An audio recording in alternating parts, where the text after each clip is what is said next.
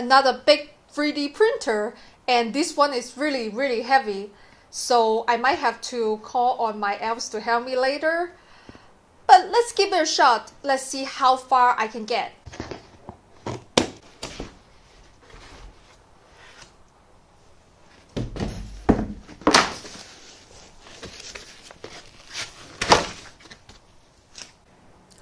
So we have some acrylic panels here.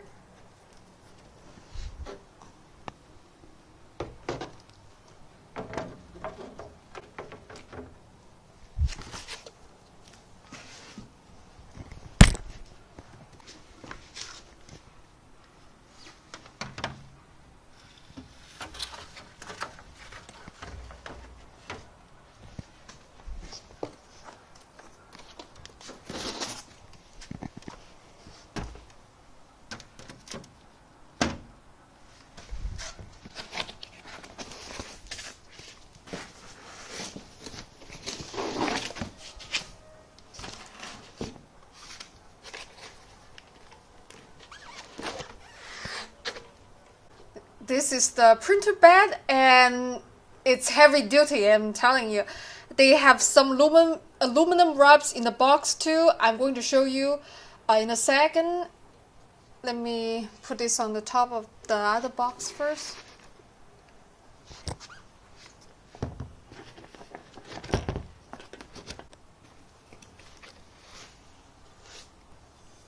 This is the big aluminum wrap. I don't know what this is for yet. I'm going to put it aside.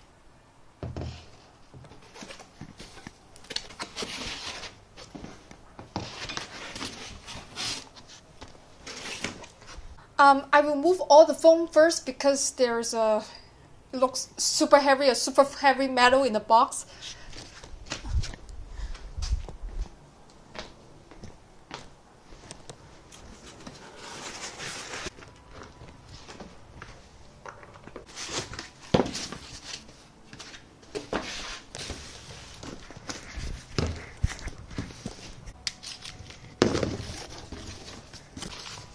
In here, there are just some 3D printed parts and a lot of filament. I'm also putting this aside. And they send a router, not sure why. Just put it aside. More filament. As usual, some tools along with the 3D printers. And in this box we have the cable, the spatula, and some bearings, maybe for the spool holder. Let's put it all aside.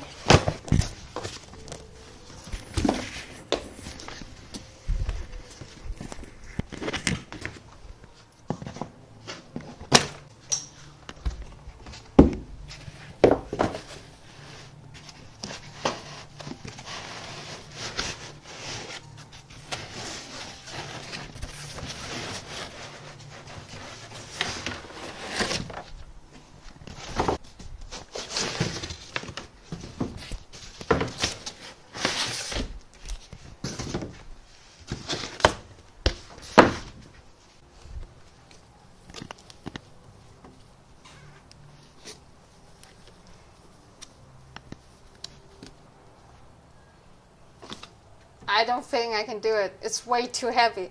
But I could work on the other parts first. Okay, I will just leave it here.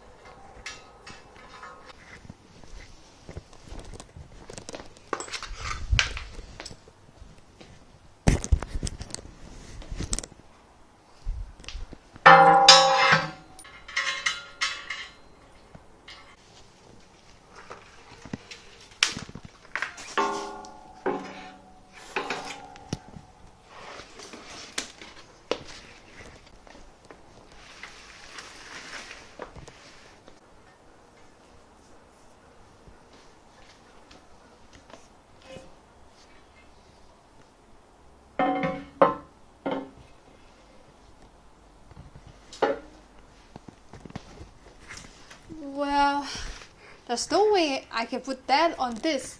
So I'm going to get my elves to help me.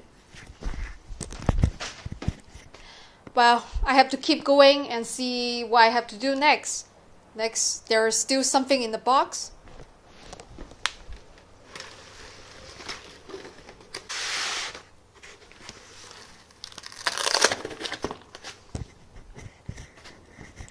Next step, I am going to put the Z-axis in. Here there is this part. There is a groove here. Is it called groove? In Chinese, we call it 沟槽. I'll show you later. Or maybe you can see it from here. So let me get my screws first.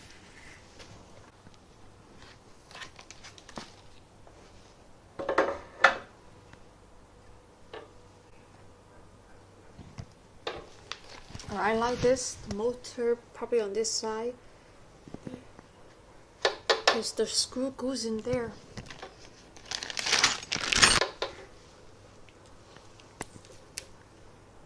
I see. So the longer screw goes at the bottom, and the shorter screw goes on the top because there's labels at the on the back.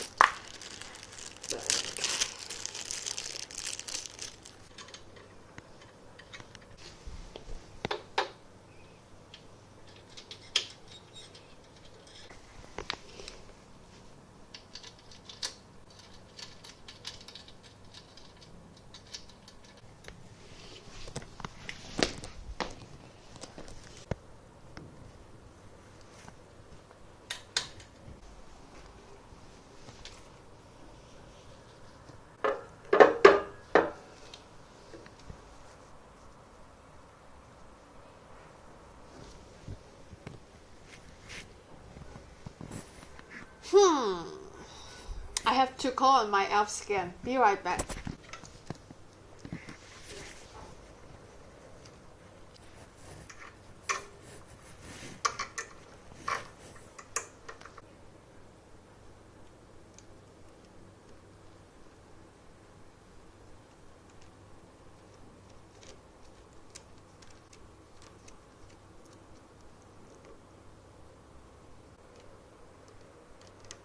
So the printer is a sample.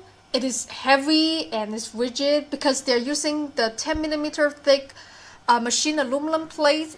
And on this end, there is a micrometer for adjusting Z-axis. And on the other end is the induction sensor.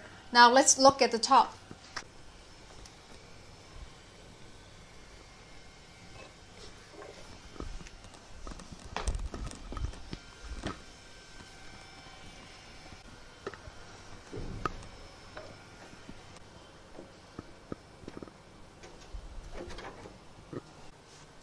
There is a Raspberry Pi here. It is running AutoPrint. My friend Gina Hoske, she's the developer of the AutoPrint. I will let her tell you all about it. Hi, I'm Gina Hoske, also known as Fusel, and I'm the creator and main developer of Octoprint.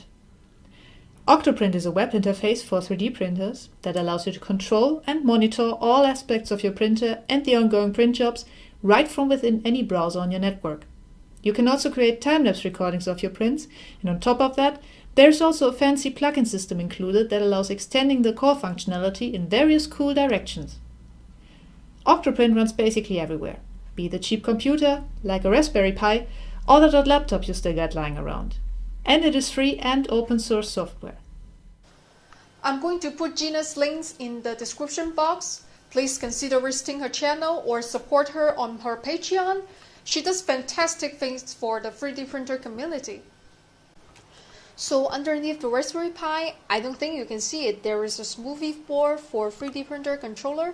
They also use it for CNC or laser cutter machine. I think it is a pretty good choice, but I'm talking to them about maybe using a Durap board. Maybe it's more suitable for this. After all, this is just a prototype. They are going to make some changes later. And here, obviously, they're using the power supply. But this one, at first, I thought it is stepper motor. Because usually for normal 3D printer, It is a stepper motor, but this one turns out to be servo. In the front there is the motor, and at the back there is the sensor. So with the servo, it always knows its position. I'm excited to see how it performs. And on the side, we have board screws instead of belts for X and Y axis. This is pretty unusual, but let's see how it works. All the parts here, it seems heavy, industrial, and good quality. I'm already connected to the AutoPrint, so now I'm going to try to level the bed.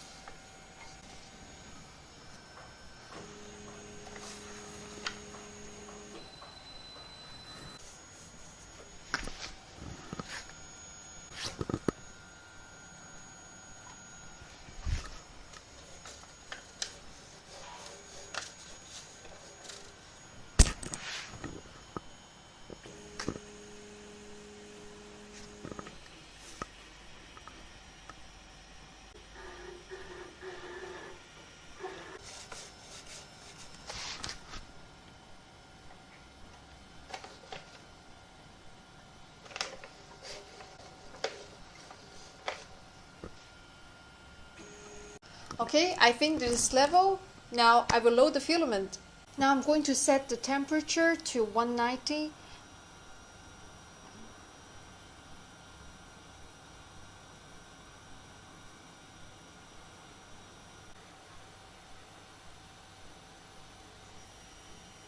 I think that's it.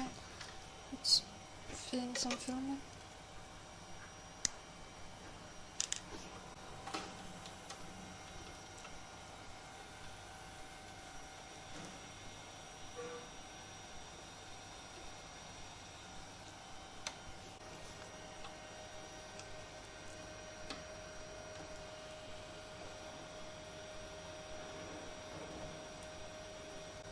Okay, now it is coming out.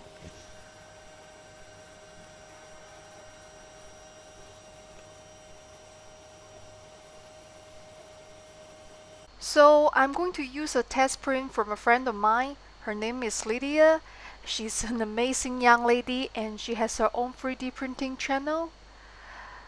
But like a lot of women in the 3D printing and STEM community, she just doesn't get that amount of traffic that she deserves. So I'm going to put the link in the description box so you can go check out and see what she has done. Now I'm going to download her MakerCore. This is the MakerCore she used to test her printer. Now we're in Simplify 3D. I'm just going to drop that. It just dropped right in the middle of the build plate. Now the Lydia's voice is printed at 200%, so I'm going to do that, change it all to 200%, and it automatically scales that. I think this one needs support, so I'm going to check generate support material, and this is just from the MakerThing people, this profile. So as is, I'm just gonna use that, and it looks good.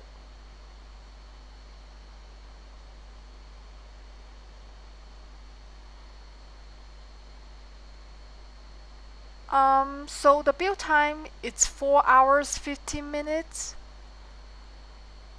I'm going to save the two paths to this because later I have to upload it to AutoPrint. Okay, I'm just gonna drag that G code right onto the auto print window.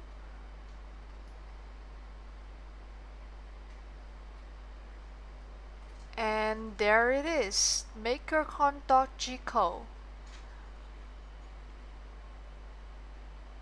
And everything seems right. So it has a big heavy bed, so I'm just gonna heat up a little bit first. I think that's a good idea. Okay, everything seems ready to go. Let's print it.